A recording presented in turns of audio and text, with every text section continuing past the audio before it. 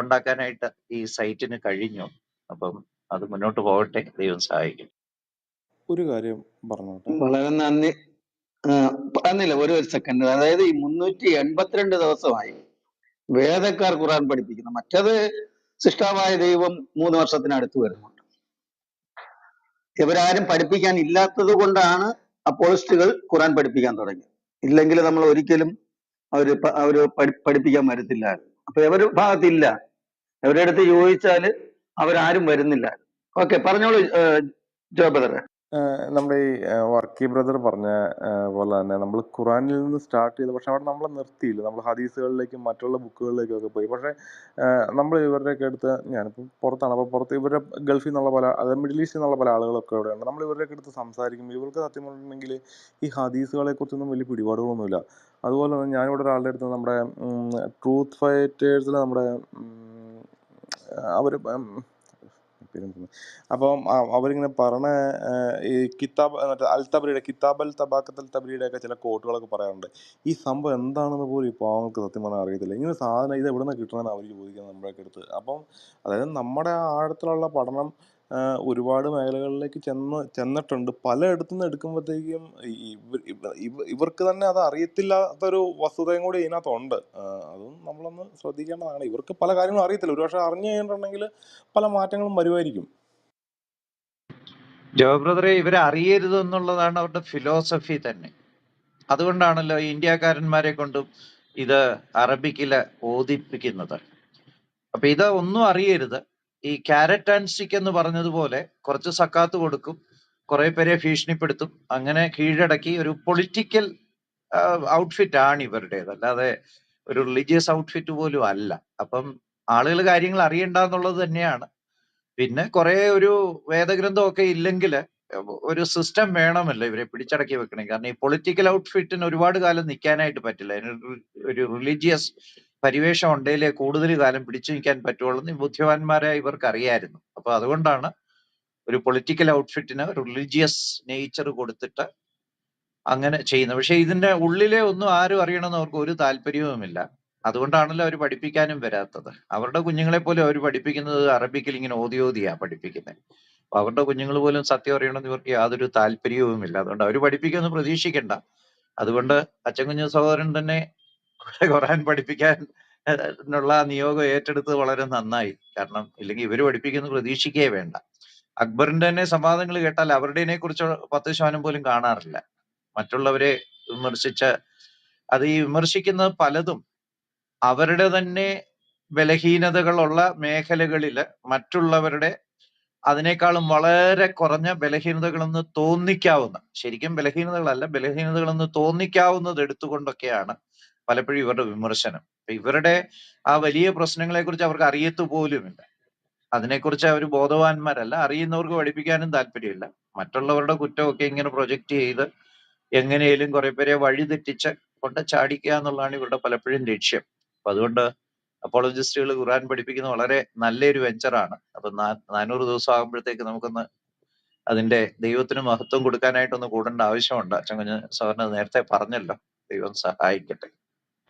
James ജോ ബ്രദറെ, ബ്രദറെ ആമേൻ. ഒരു സെക്കൻഡ്, അജമജായ ഒരു സെക്കൻഡ്. ഈ ജോ ബ്രദറെ, ഇവരുടെ ഈ വയറ് പറയുന്ന ഉസ്താക്കന്മാര് ഈ പാടിക്കൊണ്ട് നടക്കുന്ന കേട്ടിട്ടില്ലേ? പിന്നെ അബുൽ ഖാസിമിന്റെ വേർപ്പിന് നല്ല സുഗന്ധമായിരുന്നു, അതായിരുന്നു ഇതായിരുന്നു. പക്ഷെ കഴിഞ്ഞ ദിവസം നമ്മുടെ ട്രൂത്ത് ഫൈറ്റേഴ്സിന്റെ ആ റൂമില് ഇവര് കേൾക്കാത്ത ഹദീസ് വരെ എടുത്ത് അവർ വായിക്കുന്നുണ്ടായിരുന്നു. അത് കേട്ടോ, ഇവര് കാണാത്തത് പോലെ ഉണ്ടെന്നേ നമ്മുടെ പിള്ളേരെ എടുത്തിട്ട് അലക്കുകയാണ്. ഇതൊക്കെ കേൾക്കുമ്പോ ഇവരുടെ കിളിയല്ല, പരുന്ത് വരെ പറക്കും. ഒരു കാര്യം പറഞ്ഞോട്ടെ, പറയൂ. സംസാരിക്കാമോ? ആ ജെയിംസ് ബ്രദറെ, ഈ ഖുറാൻ എന്ന് പറഞ്ഞ അറബിക്കിലല്ലാതെ ഒരു ഒരു വേറെ ലോക്കൽ ലാംഗ്വേജുകളൊന്നും ഈ പറഞ്ഞ മാതിരി വായിക്കാൻ അല്ലെങ്കിൽ പറയാൻ പറ്റില്ല. കാരണം അത് പറഞ്ഞു കഴിഞ്ഞിട്ടുണ്ടെങ്കിൽ എന്താണ് അതിൻ്റെ പരിണിത ഫലം എന്ന് ഇതിൻ്റെ ടോപ്പിലിരിക്കുന്ന, ഇതിൻ്റെ ഹെഡിലിരിക്കുന്ന ആളുകൾക്ക് അറിയാം. അത് അവരെ ഒരിക്കലും അറബിയിൽ നിന്ന് മാറ്റാൻ സമ്മതിക്കും. ബൈബിൾ അല്ലെങ്കിൽ മറ്റു മതഗ്രന്ഥങ്ങളൊക്കെ അവരുടെ ലോക്കൽ ലാംഗ്വേജ് മാറ്റുന്നില്ലേ? പക്ഷെ ഇത് മാറ്റില്ല. മാറ്റിക്കഴിഞ്ഞിട്ടുണ്ടെങ്കിൽ അത് ഉണ്ടാക്കാവുന്ന പ്രത്യാഘാതങ്ങൾ എന്ന് പറയുന്നത് നമ്മൾ ചിന്തിക്കുന്ന പോലെ അല്ലായിരിക്കും. അതിനകത്തൊക്കെ ഒരുപാട് മുകളിലേക്ക് പോകും. കാരണം അങ്ങനെയാണ് ഖുറാൻ എഴുതി വെച്ചേക്കുന്നത്. ഇപ്പം എന്നെക്കാൾ നന്നായിട്ട് നിങ്ങൾക്കൊക്കെ ജെയിംസ് ബ്രദറിനൊക്കെ നന്നായിട്ട് അറിയാവുന്ന ആളുകളാണ്. ഈ പറഞ്ഞ വർക്കി ബ്രദർ പറഞ്ഞ പോലെ ഈ ഈ ഈ സോഷ്യൽ മീഡിയയും അല്ലെങ്കിൽ ഇതുപോലെയുള്ള ക്ലാസ്സുകളൊക്കെ നടക്കുന്നത് കൊണ്ടാണ് ഇവരുടെ ഇടയിലുള്ള ഇവരുടെ ടോപ്പിലിരിക്കുന്ന ഉസ്താദുമാർക്ക് അങ്ങനെയുള്ളവർക്കൊക്കെ പല മാറ്റങ്ങൾ വന്നിട്ടുണ്ട്. നിസ്സാരം ജ്യൂസ് ഉസ്താദിനെ തന്നെ എടുത്ത് ജ്യൂസ് ഉസ്താദ് ജ്യൂസ് എന്ന് പറഞ്ഞിട്ടുണ്ടെങ്കിൽ ജൂതന്മാരാന്ന് പറഞ്ഞുകൊണ്ട് നടന്ന ആളാണ്. ഇപ്പൊ ഈ കഴിഞ്ഞ ദിവസം ഒരു 1-2 മാസമായി പ്രസംഗത്ത് പറഞ്ഞില്ലേ, ജൂതന്മാരെ കണ്ടുപിടിക്കണം എന്നാ പറഞ്ഞേ. മനസ്സിലായില്ലേ? അപ്പം ഇതൊക്കെ ഓരോ മാറ്റങ്ങളാണ്, നല്ല മാറ്റങ്ങളാണ്.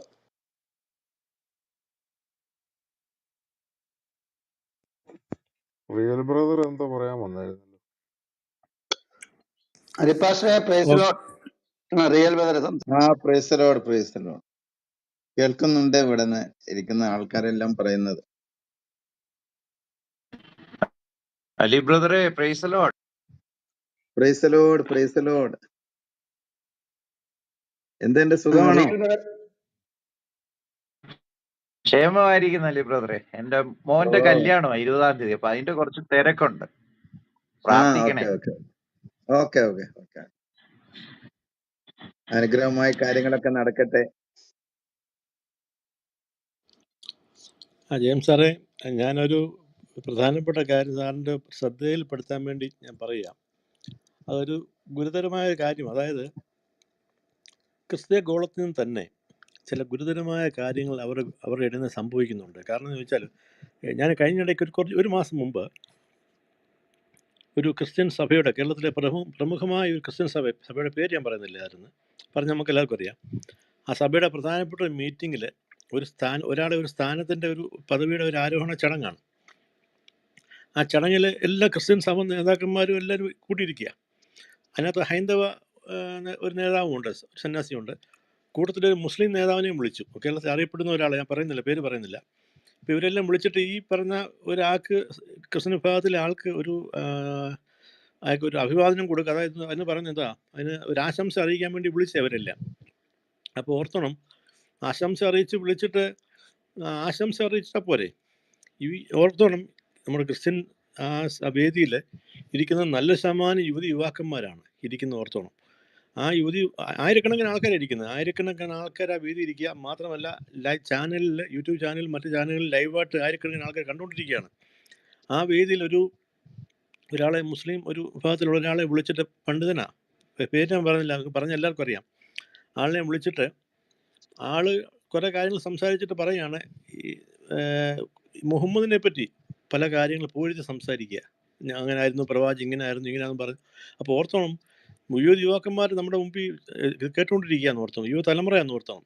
അപ്പോൾ അവരിത് കേട്ട് തെറ്റിദ്ധരിക്കും. മനസ്സിലായാൻ പറഞ്ഞത്.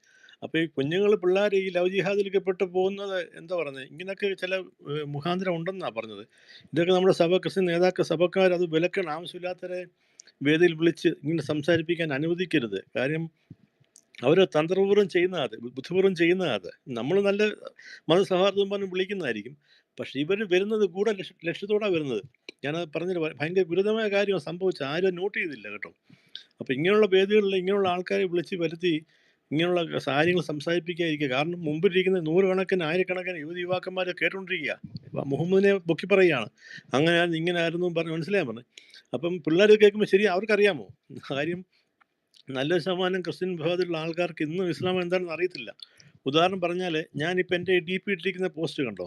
ഈ DP ഇട്ടിരിക്കുന്ന പോസ്റ്റ് ഞാൻ 2 ദിവസം മുമ്പ് എനിക്ക് കിട്ടിയതാണ്. അത് ഞാൻ സോഷ്യൽ മീഡിയയിൽ പലയിടങ്ങളിൽ ഓൾറെഡി പോസ്റ്റ് ചെയ്തപ്പം അനേക ക്രിസ്ത്യൻ ആൾക്കാർ ഇതിനെതിരായിട്ട് പ്രതികരിച്ചിരിക്കുക. നിങ്ങൾ എന്തോ കാണിച്ചിരിക്കുന്നത്? നിങ്ങൾ ഒരു ക്രിസ്ത്യാനി ഇങ്ങനെ ചെയ്യാൻ പറ്റുമോ? നിങ്ങൾ ഇങ്ങനെയൊക്കെയാണോ കാണിക്കുന്നത് എന്ന് പറഞ്ഞ് നമ്മളെ മോശമായ കമൻ്റ് ഇടുകയാണ്. മനസ്സിലായാൻ പറ്റും. അപ്പോൾ ഇവർക്ക് ഇന്നും അറിയത്തില്ല എന്താ ഇസ്ലാം എന്താണെന്ന് ആർക്കും അറിയില്ല.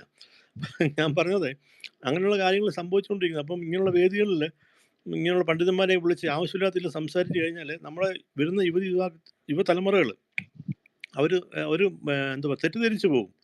മനസ്സിലായോ? അപ്പോൾ അങ്ങനെയൊക്കെ ഈ പിള്ളേർക്ക് സംഭവിക്കുന്നത്. പഠിക്കാൻ പോകുമ്പോഴേ ലവ് ജിഹാദിലൊക്കെ പെട്ടു പോകുന്നത്. കാരണം അവർക്കറിയില്ല ഇസ്ലാം എന്താണെന്നുള്ളത്. അപ്പോൾ ഇതുപോലുള്ള ആൾക്കാരെ വേദി വിളിച്ച് വരുത്തിയിട്ട് തെറ്റിദ്ധരിപ്പിച്ചിട്ട് പോകും. മനസ്സിലായോ? അപ്പോൾ ആ കഴിവത് ഇങ്ങനെയുള്ള ആൾക്കാരെ വേദികൾ വിളിക്കാതിരിക്കുന്ന ഏറ്റവും നല്ലത്. നമുക്ക് ക്രിസ്ത്യൻ വിഭാഗം നല്ലത് അതാണ്. എൻ്റെ ഒരു ഗുരുതരമായ കാര്യം ഞാൻ ശ്രദ്ധയപ്പെടുത്തിയതാണ് കേട്ടോ.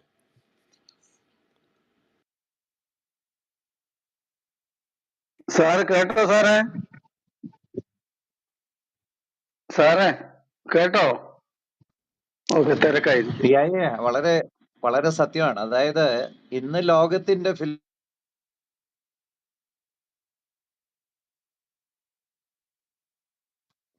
ജെയിംസ് സാറിന് ശബ്ദം പോയി, കേൾക്കുന്നില്ല കേട്ടോ.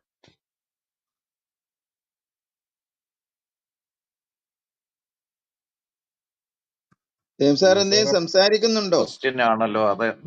അങ്ങനെയൊക്കെയുള്ള കേൾക്കുന്നില്ല കേട്ടോ, ചിന്ത വരും. കേട്ടില്ല. പക്ഷെ നമ്മൾ ഒരു ജെയിംസ് കാര്യം സാറ് ആദ്യം പറഞ്ഞത് കേട്ടില്ല. അതായത് ഇന്ന് ലോകത്തില് ഏറ്റവും അധികം ലോകത്തെ സ്വാധീനിക്കുന്ന തത്വചിന്തകൾ എന്ന് പറയുന്നത്, ഫിലോസഫി എന്ന് പറയുന്നത് ഹ്യൂമനിസവും പ്ലൂറലിസവുമാണ്. ഹ്യൂമനിസം എന്ന് പറഞ്ഞാൽ മാനവികത.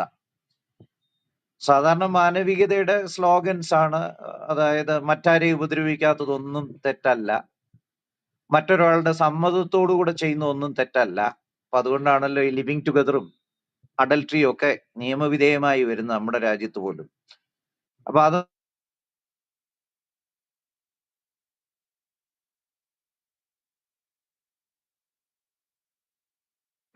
വീണ്ടും ശബ്ദം പോയി സാറേ.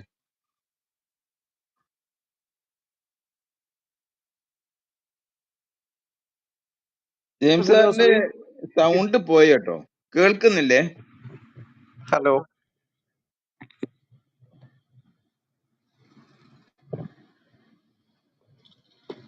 ഇപ്പം കേൾക്കാൻ പറ്റുന്നുണ്ടോ? ആ, ഇപ്പൊ കേൾക്കാം. കേൾക്കാം, ഹലോ. ഇപ്പൊ കേൾക്കാം. ഓക്കെ, അത് അബദ്ധത്തിന് മൊബൈലിന്റെ ഡേറ്റയിൽ ഓടുകയായിരുന്നു. സോറി. ഓക്കെ, ഇപ്പം വൈഫൈയിലേക്ക് മാറി, അതുകൊണ്ടായിരിക്കും ക്ലിയർ ആയി. അപ്പം രണ്ട് ഫിലോസഫികളാ ലോകത്ത് ഇന്ന് പ്രചണ്ഡമായ കൊടുങ്കാറ്റ് പോലെ ആഞ്ഞടിച്ചുകൊണ്ടിരിക്കുന്നു. ഒന്ന് ഹ്യൂമനിസവും മറ്റേത് പ്ലൂറലിസവും. ഹ്യൂമനിസം എന്ന് പറഞ്ഞാൽ മാനവികത. കേട്ടാ വളരെ മനോഹരമാണ്, മനുഷ്യത്വമാണെന്നൊക്കെ തോന്നും. പക്ഷെ അങ്ങനൊന്നും അല്ല. അത് വളരെ ഡേഞ്ചറസ് ആയിട്ടുള്ള ഒരു ഒരു ഒരു ഒരു തത്വചിന്തയാണ്. ഹ്യൂമനിസത്തിന്റെ പ്രധാന ആപ്തവാക്യങ്ങളാണ്: മറ്റാരെയും ഉപദ്രവിക്കാത്തതൊന്നും തെറ്റല്ല, ഞാൻ എൻ്റെ പ്രൈവസിയിൽ മറ്റാരെയും ഉപദ്രവിക്കാതെ ചെയ്യുന്നത് ഒന്നും തെറ്റല്ല. രണ്ട്, മറ്റൊരാളുടെ സമ്മതത്തോടെ ചെയ്യുന്ന ഒന്നും തെറ്റല്ല. അതുകൊണ്ടാണ് ഈ അഡൽട്ടറി ഒക്കെ നിയമവിധേയമാക്കാനും അതുപോലെ ലിവിങ് ടുഗദറിനെയൊക്കെ പ്രോത്സാഹിപ്പിക്കാനും ഒക്കെ നമ്മുടെ രാജ്യത്ത് പോലും പല കോടതി വിധികളൊക്കെ വരുന്ന നമ്മൾ കാണുന്നുണ്ട്. അതിന്റെയൊക്കെ അടിസ്ഥാന ഹ്യൂമനിസ്റ്റിക് ചിന്താഗതിയാണ്. അതുകൊണ്ട് മറ്റൊരാപ്തവാക്യം എന്ന് പറയുന്നത് ഹ്യൂമൻ റൈറ്റ് ആണ് ലോകത്തെ ഏറ്റവും വലിയ വിർച്യു, അല്ലെങ്കിൽ വിലയേറിയ കാര്യം. അപ്പൊ ഹ്യൂമൻ റൈറ്റ്സ് എങ്ങനെയൊക്കെ പ്രൊട്ടക്ട് ചെയ്യണം. ഇതൊക്കെ വാസ്തവത്തിൽ ബൈബിളിൽ നിന്ന് കടമെടുത്ത് വികലമാക്കിയ ആശയങ്ങളാണ്. ഇതിന്റെയൊക്കെ റൂട്ട്സ് ബൈബിളിലുണ്ട്. പക്ഷെ അത് വികലമാക്കി ഒരു പ്രത്യേക ഫിലോസഫി ആക്കി പിശാച് ഉപയോഗിച്ച് മനുഷ്യരെ ദൈവത്തിൽ നിന്നും ബൈബിളിൽ നിന്നും അകറ്റാനുള്ള ശ്രമമാണ്. അപ്പൊ ഇന്നത്തെ സഭകൾക്കുമൊക്കെ ഈ ഹ്യൂമനിസ്റ്റിക് ചിന്താഗതി ധാരാളമായിട്ടുണ്ട്, പ്രത്യേകിച്ച് നേതൃത്വങ്ങളിൽ ഇരിക്കുന്നവർക്ക്. അതുപോലെ തന്നെയുള്ള വേറൊരു ഫിലോസഫിയാണ്, തത്വശാസ്ത്രമാണ് ബഹുസ്വരത അല്ലെങ്കിൽ പ്ലൂറലിസം എന്ന് പറയുന്നത്. എന്റെ സത്യം നിന്റെ സത്യം, നിന്റെ സത്യം, എല്ലാ സത്യങ്ങളും ശരിയാ. ഇപ്പൊ ഈ ഉത്തരാധുനികത എന്നൊക്കെ നമ്മൾ പറയുമല്ലോ, പോസ്റ്റ് മോഡേണിസത്തിന്റെ ഒക്കെ ഒരു പ്രധാന പ്രിൻസിപ്പിളാണ് ഈ പ്ലൂറലിസം. അപ്പം എല്ലാറ്റെയും ടോളറേറ്റ് ചെയ്യണം. നമ്മുടെ സത്യം വേറൊരാളോട് പറയേണ്ട ആവശ്യമില്ല. അവനൊരു സത്യമുണ്ട്, അവൻ അതിൽ ജീവിക്കട്ടെ. നമ്മൾ എല്ലാരെയും വിളിച്ച് നമ്മുടെ വേദികളിൽ ആദരിക്കണം, അന്യോന്യം കേൾക്കണം. ഇങ്ങനെയൊക്കെയുള്ള ചില തത്വചിന്തകളാണ് ഇതിനകത്ത്. എന്നാൽ നമ്മൾ അവരെ ഒന്നും കുറ്റം പറയാനായിട്ട് പാടില്ല. എല്ലാം കേൾക്കുക, നമ്മൾ നമ്മുടേതിൽ ഉറച്ചു നിൽക്കുക. ഇങ്ങനെയൊക്കെയുള്ള ചില ആശയഗതികളാണ്. പക്ഷേ ഇതിനൊക്കെയുള്ള ഒരു കുഴപ്പം എന്താണെന്ന് വെച്ചാൽ ഇതിന്റെ എല്ലാം സ്രോതസ് പിശാച് തന്നെയാണ്. മനുഷ്യനെ വഴിതെറ്റിച്ച് യേശുക്രിസ്തുവിന്റെ അടുക്കൽ നിന്ന് അകറ്റിക്കളയാനുള്ള പിശാചിന്റെ കുതന്ത്രങ്ങളാണ് ഈ തത്വചിന്തകളൊക്കെ. അതുകൊണ്ടാണ് കൊലോസ്യ ലേഖനം 2:8 നമ്മൾ വായിക്കുന്നത്, തത്വചിന്തയും തത്വശാസ്ത്രവും വെറും വഞ്ചനയും കൊണ്ട് ആരും നിങ്ങളെ ചതിക്കരുത്. ഇതെല്ലാം ഈ തത്വശാസ്ത്രങ്ങളൊക്കെ വെറും വഞ്ചനകളാണ്. നല്ല തത്വശാസ്ത്രം എന്ന് പറയുന്നത് ബിബ്ലിക്കൽ ഫിലോസഫിയാണ്. നമ്മൾ പാപികളാണ്, നമുക്ക് പാപമോചനം ആവശ്യമാണ്. യേശു ക്രിസ്തു നമുക്ക് പാപമോചനത്തിനായിട്ട് വന്നു, മരിച്ചു, ഉയർത്തെഴുന്നേറ്റു. യേശു ക്രിസ്തുവിൽ വിശ്വസിക്കുന്നവർക്ക് പാപമോചനം ലഭിക്കും, ഒരു ജയജീവിതം നയിക്കാൻ പറ്റും. അതാണ് ശരിക്കുമുള്ള ട്രൂ ഫിലോസഫി. ധാരാളം കൗണ്ടർ ഫെയ്റ്റ്സ് കാലാകാലങ്ങളിൽ ഇങ്ങനെ ഉണ്ടാകുന്നുണ്ട്. എഫേസ്യ ലേഖനം 2-ാം അധ്യായത്തിൽ കാണുന്ന ഈ കാലഗതി എന്ന് പറയുന്ന ആ ഒഴുക്ക്, ഇങ്ങനെ കാലമനുസരിച്ച് മാറി മാറി വരുന്ന തത്വചിന്തകളുടെ ആ ഒഴുക്ക്, അതാ കാലഗതി എന്ന് പറയും. അത് പിശാച് സ്വാധീനിച്ച് ദൈവത്തിനെതിരെ കൊണ്ടുവരുന്ന ചിന്താഗതികളൊക്കെ തന്നെയാണ്. പക്ഷേ നമ്മളിപ്പം പറഞ്ഞ വിഷയവുമായിട്ട് ബന്ധപ്പെട്ട്, റിയല് പറഞ്ഞതുമായിട്ട് ബന്ധപ്പെട്ട് നമ്മുടെ പല സഭാ നേതാക്കന്മാരും ഇതിലൊക്കെ ആകൃഷ്ടരാ. അതുകൊണ്ടാണ് ഇന്ന് സുവിശേഷ താല്പര്യം പല സഭകളിലും മിക്ക സഭകളിലും കാണുന്നില്ല. ഒരു സഭയെ ഗുണം പറഞ്ഞിട്ട് വേറൊരു സഭയെ കുറ്റം പറഞ്ഞിട്ടൊന്നും കാര്യമില്ല. എല്ലായിടത്തും ആ അപച്യുതിയുണ്ട്. പക്ഷേ ദൈവം ഏലിയാവിന് പറഞ്ഞ പോലെ ഒരു റെമിനന്റ് ഉണ്ട്. കർത്താവിനെ ശരിക്കും സ്നേഹിക്കുന്നവര്, ശരിക്കും രക്ഷിക്കപ്പെട്ട ബോണഗെയിനായിട്ടുള്ള വിശ്വാസികൾ എന്നും ഉണ്ട്. അതിന്നുമുണ്ട്. അതെന്നും എന്നും തീർച്ചയായിട്ടും തുടരും. പക്ഷെ റിയല് പറഞ്ഞതുപോലെ ഇവര് കളിക്കുന്ന ഒരു തീക്കളിയാണ്. തെറ്റിപ്പോകാത്തവരെ കൂടെ തെറ്റിക്കാനായിട്ട് ഇവരെയൊക്കെ വിളിച്ച് അവരുടെ മതങ്ങളെ നമ്മുടെ വേദികളിൽ ഭയങ്കരമായിട്ട് പ്രഘോഷിക്കുകയും, ഇവർക്കൊന്നും പറയാം, അവരെ ഇങ്ങോട്ട് വിളിച്ചാൽ ഇവർക്കൊന്നും തിരിച്ചു പറയാനും പറ്റില്ല. മാത്രമല്ല ഈ ബഹുസ്വരത മനസ്സിൽ കിടക്കുന്നത് കൊണ്ട് എന്റെ സത്യവും ശരി, നിന്റെ സത്യവും ശരി എന്നുള്ള ഫീലിംഗും ഒക്കെ ഉള്ളത് കൊണ്ട് പലപ്പോഴും അതിനെതിരെ ഒരു അക്ഷരം പോലും പറയാൻ കഴിയാതെ ഇത് കേൾക്കുന്ന നമ്മുടെ യുവതി യുവാക്കന്മാർ വഴി തെറ്റുവാൻ ഒരു ചൂട്ടുകെട്ട് കത്തിച്ചു കൊടുക്കുന്ന ഒരു പരിപാടി പലപ്പോഴും നേതൃത്വം ചെയ്യുന്നുണ്ട്. വളരെ സങ്കടകരമാണ്. അതായത് ഇപ്പൊ ഒരു ഡിബേറ്റിനാണെങ്കിൽ നോ പ്രോബ്ലം, അവരെ വിളിക്കുക, അവര് പറയുക, നമ്മള് നമ്മുടെ കാര്യം പറയുക, എന്നിട്ട് ക്രിട്ടിക്ക് ചെയ്യുമ്പോൾ അവരുടെ കാര്യത്തെക്കുറിച്ചുള്ള നെഗറ്റീവ്സ് നമുക്ക് പ്രൊജക്റ്റ് ചെയ്യാൻ പറ്റും, നമ്മുടെ പോസിറ്റീവ്സ് പറയാൻ പറ്റും. അല്ലാണ്ട് ഈ സൗഹൃദ രീതിയിൽ വിളിച്ച് ഇങ്ങനെ നടത്തുന്നതൊക്കെ വളരെ തീർച്ചയായിട്ടും ഡേഞ്ചറസ് തന്നെയാണ്. മാത്രമല്ല അവരുടെ കൗണ്ടർ ഫീറ്റ് ശരിക്കും, അല്ലെങ്കിൽ അവരുടെ ഈ ഒരു വ്യാജ സിദ്ധാന്തമാണല്ലോ, അത് വളരെ ബുദ്ധിപൂർവ്വം അവർ കരിപ്പിടിപ്പിച്ചിരിക്കുന്നത്. ബൈബിളിൽ നിന്നുള്ളത് ഒരുപാട് അവർ എടുത്തിട്ടുണ്ട്, എന്നിട്ട് അതിനെ വികലമാക്കി അവതരിപ്പിക്കുക. അപ്പൊ ഈസാ നബി അത് ഇതൊക്കെ പറയുമ്പോൾ ആകപ്പാടെ കേൾക്കുന്നവർക്ക് ഒരു സുഖം വരും. ഈ മുള്ള പറയുന്നത് കണ്ടോ, ക്രിസ്ത്യാനിറ്റി അയാൾ ഉയർത്തി പറഞ്ഞു, അയാള് പിന്നെ അയാളുടെ മതത്തെ കുറിച്ച് ഇച്ചിരി പറഞ്ഞാൽ എന്നാ കുഴപ്പം എന്നൊക്കെയുള്ള മട്ടിലിരുന്ന് കേട്ടേച്ച് പിരിഞ്ഞു പോകുന്ന പരിപാടി. പക്ഷെ ഇത് പലരെയും തെറ്റിക്കാനായിട്ട് ഇടയാക്കും എന്നുള്ളതിന് സംശയമില്ല. സത്യം പലപ്പോഴും എക്സ്ക്ലൂസീവാണ്.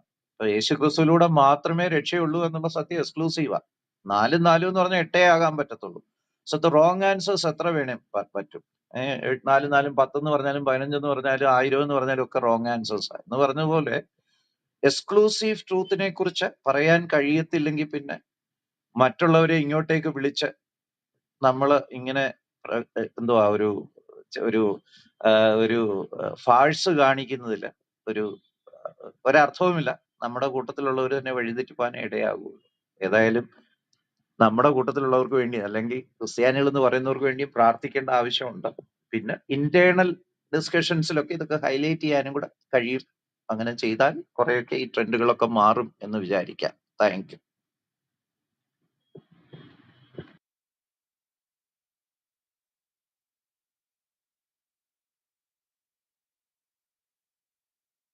വാസ്തവത്തിൽ ഇതെല്ലാം തന്നെ സാത്താന്റെ തന്ത്രങ്ങളാണല്ലോ. സാത്താൻ ഇടപെടുന്ന തന്ത്രപരമായിട്ട്. അപ്പോൾ ഓരോരുത്തരെയും തന്ത്രത്തിൽപ്പെടുത്തുന്നത് പിശാചാണ്. ഒരു ഉദാഹരണം പറഞ്ഞാൽ, കർത്താവ് ക്രൂശിക്കപ്പെടാൻ പോകുമ്പോൾ പത്രോസ് വിളിച്ചിട്ട് പറഞ്ഞു, കർത്താവെ അരുത് എന്ന് പറഞ്ഞു. അപ്പോൾ തന്നെ കർത്താവ് മാറ്റിയെടുത്തിട്ട് പറഞ്ഞു, നീ ദൈവത്തിന്റെ അല്ല പിശാചിന്റെ അത്ര ചിന്തിക്കുന്നത്. അപ്പൊ ഓരോരുത്തരിലൂടെയും പിശാച് പ്രവർത്തിക്കുമ്പോൾ ഇത് ഏറ്റവും വലിയതെന്ന് പറയുന്നത് പിശാചിന്റെ തന്ത്രങ്ങളാണ്. ഇസ്ലാം തന്നെ പിശാചിന്റെ തന്ത്രങ്ങളിലൂടെ രൂപപ്പെടുത്തിയെടുത്ത ഒരു മതമാണ്. സാധാരണ പറയാണ്ട് എനിക്ക് മനസ്സിലാക്കാൻ കഴിഞ്ഞത്, സത്യദൈവത്തെ ഇല്ലായ്മ ചെയ്യാൻ, അല്ലെങ്കിൽ ഏകസത്യ ദൈവത്തെ, നിത്യരക്ഷയെ നിർമൂലമാക്കാൻ സാത്താൻ കൊണ്ടുവന്ന ഒരു പ്രസ്ഥാനമാണ് ഇസ്ലാം എന്ന് പറയുന്നത്. 1-ാം നൂറ്റാണ്ടിലൊക്കെ ക്രൈസ്തവ സഭയെ കുറിച്ച് പഠിക്കുമ്പോഴേ വലിയ പീഡനങ്ങളാണ് ഉണ്ടായത്. ചെറിയ ചെറിയ പീഡനങ്ങളൊന്നുമില്ല, വലിയ പീഡനങ്ങൾ ഉണ്ടായി. കർത്താവ് ക്രൂശിക്കപ്പെട്ടു, അതിനനുസരിച്ച് യാക്കോബ് ക്രൂശിക്കപ്പെട്ടു. പത്രോസിനെ പിടിച്ച് ക്രൂശിക്കാനായിട്ട് അത്ഭുതകരമായി, അതിശയകരമായി അതിൽ നിന്നൊക്കെ ഒരു വിടുതൽ കിട്ടി. 12 അപ്പോസ്തലന്മാരെ തിരഞ്ഞെടുത്തതില് 11 പേരും മരണത്തിനിടയായി. 1-ാം നൂറ്റാണ്ട് മുതൽ അപ്പോസ്തലന്മാരുടെ കാലഘട്ടം കഴിഞ്ഞ്, പിതാക്കന്മാരുടെ കാലഘട്ടം കഴിഞ്ഞ് ഇങ്ങനെ വന്നപ്പോ ഇവിടെ ഒന്നും തന്നെ ക്രൈസ്തവ സഭയെ തകർക്കാൻ സാത്താൻ വിചാരിച്ച് നടന്നില്ല. നിങ്ങള് സഭാചരിത്രം പഠിക്കുക, എന്തെല്ലാം മരണങ്ങളാണ് സംഭവിച്ചത്. ഏതെല്ലാം രീതിയിലാണെന്ന് അറിയാമോ കൊലപ്പെടുത്തിയത്? എന്നിട്ടും ക്രൈസ്തവ സഭ ഇങ്ങനെ വളർന്നുകൊണ്ടിരിക്കുകയായിരുന്നു. സഭയെ തകർക്കാനായിട്ട് കഴിഞ്ഞില്ല ഒരു രീതിയിലും. അങ്ങനെയാണ് 6-ാം നൂറ്റാണ്ട് വന്നപ്പോൾ ഒരു പുതിയ മതസംഹിത ഇറക്കിക്കൊണ്ട് സാത്താൻ കളിച്ചത്. ഏകദൈവമാണ്. ആ ഏകദൈവ സിദ്ധാന്തത്തിൽ മനുഷ്യനെ വീഴ്ചക്കാനായിട്ട് കഴിഞ്ഞു എന്നുള്ള സാത്താൻ. അത് തന്നെ ഇന്നും പ്രയോഗിച്ചു കൊണ്ടിരിക്കുന്നത്. സാത്താൻ പ്രയോഗിച്ചു കൊണ്ടിരിക്കുന്ന ആ തന്ത്രങ്ങൾ അതാ.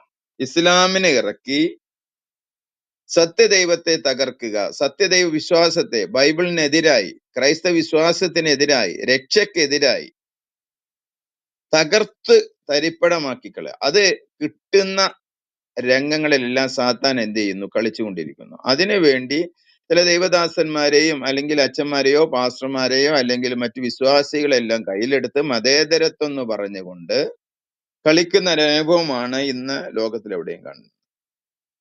ആ തന്ത്രങ്ങളിൽ നിന്ന് മോചനം നമുക്ക് ഓരോരുത്തർക്ക് കിട്ടുകയേ മതിയാകുള്ളൂ. ഇതിലായ ബുദ്ധിപരമായി ഇടപെടേണ്ട ഇടത്ത് ബുദ്ധിപരമായും ദൈവികമായ രംഗങ്ങളിൽ ദൈവികമായും ഇടപെട്ടുകൊണ്ട് സാത്താന്റെ തന്ത്രങ്ങളെ നിഷ്ഫലമാക്കുവാൻ നമുക്ക് ഓരോരുത്തർക്കും കഴിയണം. അവിടെ മാത്രമേ വിജയിക്കാനായിട്ട് പറ്റുകയുള്ളൂ. എന്നാൽ ഒരു പരിധി വരെ ഇസ്ലാമിന്റെ വളർച്ചയെ തടയുവാൻ ക്രൈസ്തവ വിശ്വാസികളോ അല്ലെങ്കിൽ മിഷണറിമാർക്കോ അല്ലെങ്കിൽ മറ്റ് വിശ്വാസികൾക്ക് കഴിഞ്ഞിട്ടുണ്ട് എന്നുള്ള കാര്യത്തിൽ സംശയമില്ല. എന്നാൽ ചതിയിലൂടെ ഇന്നും ക്രൈസ്തവ പെൺകുട്ടികളെ വലയിലാക്കുന്ന ഒരു അനുഭവമുണ്ട്. അത് നമ്മൾക്ക് മനസ്സിലാക്കാനായിട്ട് പറ്റുന്നില്ല. ഇന്ന് പല സഭയുടെ സൺഡേ സ്കൂൾ പുസ്തകങ്ങളും മാറ്റി എഴുതേണ്ടതായ സമയം എടുത്തിരിക്കുക. മാറ്റി എഴുതേണ്ടതായ, അതിനകത്ത് എന്താണ് അസത്യം എന്താണ് സത്യമെന്ന് വേർതിരിച്ച് അറിയിക്കേണ്ടതായ സമയം അതിക്രമിച്ചിരിക്കുന്നു. നമ്മളെ കുട്ടികളെ സൺഡേ സ്കൂൾ മുതൽ തന്നെ പഠിപ്പിക്കുവാൻ എന്താണ് ഇസ്ലാം, എന്താണ് ഇസ്ലാം, എന്തല്ല എന്ന് പഠിപ്പിച്ച് അവരെ ബോധവൽക്കരിക്കുവാൻ നമുക്കിടയായില്ലെങ്കിൽ ആ പൈശാചിക തന്ത്രത്തില് നമ്മളെ കുട്ടികൾ വീണു പോകും എന്നുള്ള കാര്യത്തില് യാതൊരു വ്യത്യാസമില്ല. അപ്പൊ അതുകൊണ്ട് നമ്മൾ ഓരോരുത്തരും നമ്മളത് തിരിച്ചറിഞ്ഞ് പ്രവർത്തിക്കണം. നമ്മൾ പരസ്യമായി ആരെയും വിമർശിക്കുകയല്ല, എന്നാൽ അവരുടെ ഗ്രന്ഥം എന്താണ് ഇസ്ലാം എന്ത് പഠിപ്പിക്കുന്നു, ഇസ്ലാമിന്റെ ഐഡിയോളജി എന്താണ് എന്നൊക്കെ ബോധ്യപ്പെടുത്തി കൊടുക്കാൻ നമുക്കിടയായി. ഇതിലായോ എന്തെല്ലാം കാര്യങ്ങളാണ് ചില വർഷങ്ങൾക്ക് മുമ്പ് വരെ നടന്നത്. കേരളത്തിൽ MM അക്ബറിന്റെ ഓട്ടങ്ങൾ എവിടൊക്കെയായിരുന്നു? എറണാകുളത്ത് വെച്ചിട്ടുണ്ടെങ്കിൽ എത്ര മീറ്റിംഗ് നടത്തിയിട്ടുണ്ടെന്ന് അറിയാം, വെല്ലുവിളി സ്വീകരിച്ചിട്ട്. പക്ഷെ MM അക്ബർ നേരിട്ട് വരികയില്ല, ഒരേ സ്റ്റേജില് വരാൻ പുള്ളിക്ക് കഴിയത്തില്ല. എന്നാൽ MM അക്ബർ ലക്ഷക്കണക്കിന് രൂപ മുടക്കി പരസ്യം നടത്തി പലയിടങ്ങളിലും വെച്ച് നടത്തിയതായ മീറ്റിങ്ങിന് ആയിരക്കണക്കിന് ആള് പങ്കെടുത്ത മീറ്റിംഗാണ്. ക്രൈസ്തവ വിശ്വാസത്തെയും യേശുക്രിസ്തുവിനെയൊക്കെ വളരെ വിമർശിച്ച് ഉള്ളതായ മീറ്റിങ്ങിന്. എന്നാൽ ഇന്ന് MM അക്ബറിനെ കാണാനുണ്ടോ? കാരണം ക്രൈസ്തവര് പഠിച്ച് തിരിച്ചടിച്ചപ്പോൾ അവർക്ക് നിലനിൽക്കാൻ കഴിയാത്ത ഒരവസ്ഥയിൽ മുജാഹിദ് ബാലുശ്ശേരിയുടെ എന്നൊക്കെ നമുക്ക് കാണാനുണ്ടോ? അദ്ദേഹം ഓടിയ ഇടത്ത് ഒരു പുല്ല് പോലും മുളക്കിയല്ല, ആ അവസ്ഥയിൽ നിന്നെത്തി. MM അക്ബർ എവിടെയെന്ന് കാണാനുണ്ട്? MM അക്ബറിനെ എന്തെങ്കിലും സോഷ്യൽ മീഡിയയിൽ പോലും അദ്ദേഹത്തിന്റെ തല കാണാനില്ല, ആ അവസ്ഥയിലെത്തി. മനസ്സിലായോ? ഈസാ മുഹമ്മദ് ബൈബിളിനെ എങ്ങനെ വിമർശിക്കുന്നല്ലാതെ തന്റെ ഖുർആനെ കുറിച്ച് ഒരു ചോദ്യം ചോദിച്ചാൽ അത് പറയാനുള്ളതായ കഴിവോ പ്രാപ്തിയോ ഉണ്ടോ? ഇല്ല, കഴിവില്ല. അദ്ദേഹം ഇസ്ലാം മതം സ്വീകരിച്ചത് ഇസ്ലാമിന്റെ മഹത്വം കണ്ടല്ല, മറ്റെന്തൊക്കെയാ കണ്ടിട്ടാ. ഇസ്ലാമിനെ കുറിച്ച് ഒരു ചോദ്യം ഞാൻ ചില വർഷങ്ങൾക്ക് മുമ്പ് അദ്ദേഹത്തോട് ചോദിച്ചൊരു ചോദ്യം ഉണ്ടായിരുന്നു ഇസ്ലാമിനെ കുറിച്ച്. അപ്പൊ എന്നോട് പറഞ്ഞത് അദ്ദേഹം, എനിക്ക് ഇസ്ലാമിനെ കുറിച്ച് അറിയില്ലെന്ന് പറഞ്ഞു. ഞാൻ ചോദിച്ചു, പിന്നെ എന്തിനാ നിങ്ങൾ ഇസ്ലാം മതം സ്വീകരിച്ചു എന്ന് അതോട് കട്ട് ചെയ്ത് പിന്നെ ഇന്ന് വരെ എന്നെ വിളിച്ചില്ല, സംസാരിച്ചിട്ടില്ല. അപ്പോ ഇസ്ലാം മതം മനസ്സിലാക്കിയല്ല ഈസാ മുഹമ്മദും തന്റെ അനുയായികളൊക്കെ ഇസ്ലാം സ്വീകരിച്ചത്. ക്രൈസ്തവ വിശ്വാസം എന്താണെന്ന് പോലും അദ്ദേഹത്തിന് എന്നും അറിയില്ല. ആരോ യുക്തിവാദികളോ അല്ലെങ്കിൽ മറ്റോരോ പറയുന്നത് കേട്ടുള്ള ചില കാര്യങ്ങൾ പറയുന്നു എന്നുള്ളതല്ല. അപ്പോൾ നമ്മൾ മനസ്സിലാക്കേണ്ട ഒരു കാര്യം, സത്യം ഒന്ന് തന്നെ ഉള്ളൂ, ഒന്നേ ഉള്ളൂ സത്യം. അസത്യങ്ങൾ ആയിരക്കണക്കിനുണ്ട്. ആ സത്യമല്ല ഇന്ന് ചീട്ടുകട്ടാരം പോലെ വീണ് ഒടയുന്ന ഒരു അനുഭവത്തിലേക്ക് എത്തിയിരിക്കുക. ഇപ്പൊ നമ്മള് ഗ്രൂപ്പിൽ തന്നെ കണ്ടില്ലേ, നമുക്കറിയാം.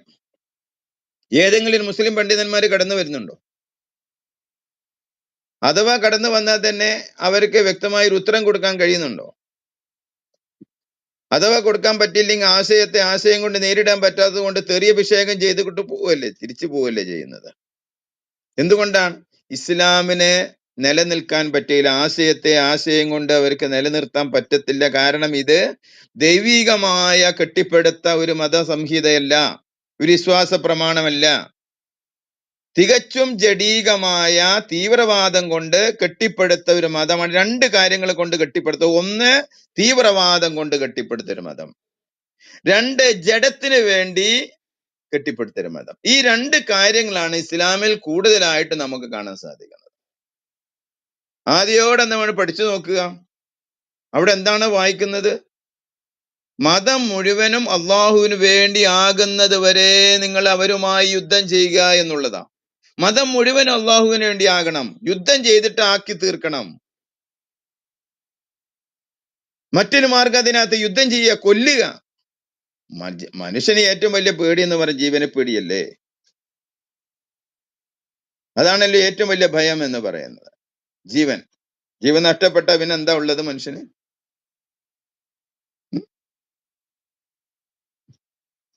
അതാണ് ഇന്ന് നടക്കുന്ന സംഭവങ്ങൾ. രണ്ടാമത്തത് ജഡീകമായിരിക്കുന്ന ലൈംഗികമായ കാര്യങ്ങൾ.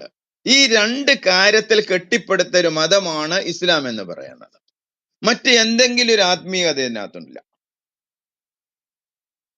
ആത്മീയത എന്ന് പറയാം എല്ലാം ഇവിടെ കർത്താവായ യേശുക്രിസ്തു പഠിപ്പിച്ചത് ഹൃദയശുദ്ധിയുള്ള ഒരു ഭാഗ്യവാന്മാരെന്ന. ഹൃദയശുദ്ധിയാണ് വിശുദ്ധ ബൈബിള് ആദ്യോടന്തം നമ്മളെ പഠിപ്പിക്കുന്ന ഒരു കാര്യം. ഹൃദയശുദ്ധി ഉള്ളവർക്ക് ദൈവത്തെ കാണാനായിട്ട് സാധിക്കും. എന്നാൽ ഇസ്ലാം പഠിപ്പിക്കുന്ന എന്താണ്? ഹൃദയശുദ്ധിയല്ല, അവിടെ ശാരീരികമായിരിക്കുന്ന ഒരു ശുദ്ധിയാണ്. ഒരു ഉദാഹരണം പറഞ്ഞാല്, ഒരു വ്യക്തി നിസ്കരിക്കാനായിട്ട് പോകണമെങ്കിൽ ആദ്യം അവൻ കുളിക്കണം. കുളിച്ചതിന് ശേഷം അത് വലിയ വിശുദ്ധി എന്ന് പറയും, വലിയ ശുദ്ധി. രണ്ടാമത് ചെറിയ ശുദ്ധി എന്ന് പറയുന്നത് 3 പ്രാവശ്യമായിട്ട് അവന്റെ കൈയും കാലും എല്ലാം എന്ത് ചെയ്യണം? ശുദ്ധീകരിക്കണം. അവന്റെ അത് മൂക്കിനകത്ത് ഇടണം. മൂക്കില് പിശാചിരിക്കുന്നു എന്നാ പറയുന്നത്. രാത്രി കിടന്നുറങ്ങുമ്പോ എല്ലാ മനുഷ്യന്റെയും മൂക്കിലാണ് പിശാച് ചെലവഴിക്കുന്നെന്നാരോ പഠിപ്പിക്കുന്നത്. രാവിലെ എഴുന്നേറ്റതാ.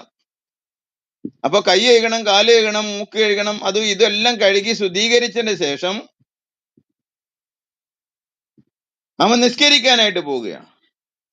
നിസ്കരിക്കാൻ പോയാൽ തന്നെ അവന്റെ ഹൃദയശുദ്ധി വല്ലതും ഉണ്ടോ? ഇല്ല. വീണ്ടും അത് തന്നെ ചെയ്യുക, അത് തന്നെ കറിയും ഒക്കെ ചെയ്യുന്നത്. അതിന്റെ ഇടയില് കീശ്വാസം ഒന്ന് പോയി കഴിഞ്ഞാൽ വീണ്ടും വന്നിട്ട് എന്ത് ചെയ്യുന്നു? ഒതു എടുക്കണം. കീശ്വാസം പോയി കഴിഞ്ഞാൽ കഴുകണം എങ്കിൽ ആ കീശ്വാസം ഇട്ട ഭാഗമല്ലേ കഴുകേണ്ടത് വാസ്തവത്തില്. ഒതു എടുക്കല്ലല്ലോ, ഒതു എന്ന് വേണോ പറയാ അതിന്. ശുദ്ധീകരണത്തിന് കൈയും കാലും മുഖം കഴുകുന്ന ഒതു എടുക്കുക എന്ന് പറയും. അപ്പോ നിസ്കരിച്ചു കൊണ്ടിരിക്കുകയാണെങ്കിൽ തന്നെ ഒരു കുസു പോയി കഴിഞ്ഞാൽ, അല്ലെങ്കിൽ ഒരു കീശ്വാസം പോയി കഴിഞ്ഞാൽ വീണ്ടും വന്ന് അവന്റെ നിസ്കാരം ശരിയാകുകയില്ല, ദൈവം അംഗീകരിക്കുകയില്ല. ദൈവം അംഗീകരിക്കണമെങ്കിൽ വീണ്ടും വന്ന് ഒതു എടുക്കണം. ഒതു എടുത്തതിന് ശേഷം പോയിട്ട് പിന്നെ എന്ത് ചെയ്യാൻ? നിസ്കരിക്കാൻ നിൽക്കാവും. നിസ്കരിച്ചു കൊണ്ടിരിക്കുമ്പോഴാണ് കുസു പോയതെങ്കിലും അവന്റെ നിസ്കാരം ദൈവം അംഗീകരിക്കത്തില്ല. അപ്പോൾ ഇങ്ങനെ ഓരോ നിലയിലും നമ്മൾ നോക്കുകയാണെങ്കിൽ ശാരീരികമായ ശുദ്ധിയല്ലാതെ ഹൃദയശുദ്ധി എന്ന് പറയുന്ന ഒരു സാധനം ഇസ്ലാമിലില്ല.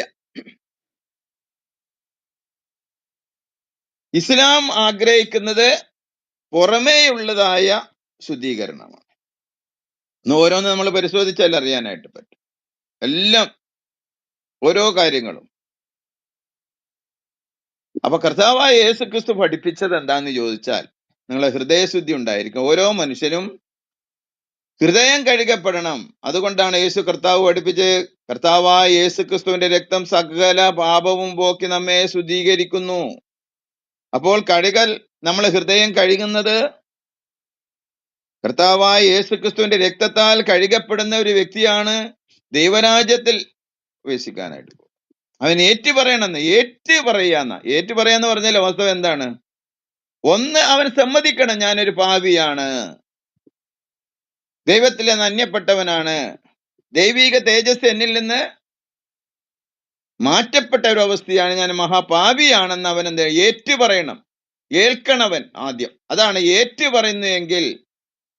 അപ്പൊ ഏറ്റു പറയുമ്പോൾ, സമ്മതിക്കുമ്പോൾ, ദൈവത്തോടെ സമ്മതിക്കും, മനുഷ്യരോടല്ല. ഏറ്റു പറയുമ്പോൾ അവൻ സകല പാവം പോക്കി നമ്മെ ശുദ്ധീകരിക്കുന്നു, നമ്മളെ കഴുകുന്നു. കർത്താവായ യേശു ക്രിസ്തുവിന്റെ രക്തം ദൈവവചനത്താൽ കഴുകി ഒരു വ്യക്തിയെ ഹൃദയം ശുദ്ധീകരിക്കുമ്പോഴാണ് അവൻ ദൈവത്തിന്റെ ആത്മാവായി, ദൈവം അവന്റെ ദൈവത്തിന്റെ ആലയമായി ഒരു വ്യക്തി മാറുന്നത്, കഴുകൽപ്പെടും. അങ്ങനെ ഒരു അനുഭവം ഇസ്ലാമിലില്ല. അല്ലേ? എന്ത് പാപം ചെയ്താലും പ്രശ്നമില്ല. അവസാനം നിന്റെ പാപം മല പോലെയുള്ള പാപമായിരുന്നാലും അവസാന കാലഘട്ടങ്ങളിൽ നീ പാവമായി വരുമ്പോൾ നിന്റെ പാപം അള്ളാഹു വല്ല യഹൂദന്റെയോ ക്രൈസ്തവന്റെ മേല് വെച്ച് നിന്നെ സ്വർഗത്തിലേക്ക് അയക്കും. എത്രമാത്രം വിഡ്ഢിത്തമാണ് ഈ ഒരു ചിന്താഗതി എന്ന് ആലോചിച്ച് നോക്കുക. എത്രമാത്രം വിഡ്ഢിത്തം. പിന്നെ നിനക്ക് സ്വർഗരാജ്യത്തിൽ പോകാനായിട്ട് ഉള്ള മാർഗം എന്ന് പറഞ്ഞത് നീ ജിഹാദ് ചെയ്യുക എന്നുള്ളതാണ്. ഇസ്ലാമിന്റെ അടിസ്ഥാനം എന്ന് പറഞ്ഞ ജിഹാദാണ്. നീ എന്തെല്ലാം ചെയ്താലും, നന്മ ചെയ്താലും ജിഹാദ് ചെയ്യുന്നില്ലെങ്കിൽ നിനക്ക് ദൈവരാജ്യത്തിൽ അല്ലെങ്കിൽ സ്വർഗരാജ്യത്തിൽ എത്താൻ പറ്റുകയില്ല.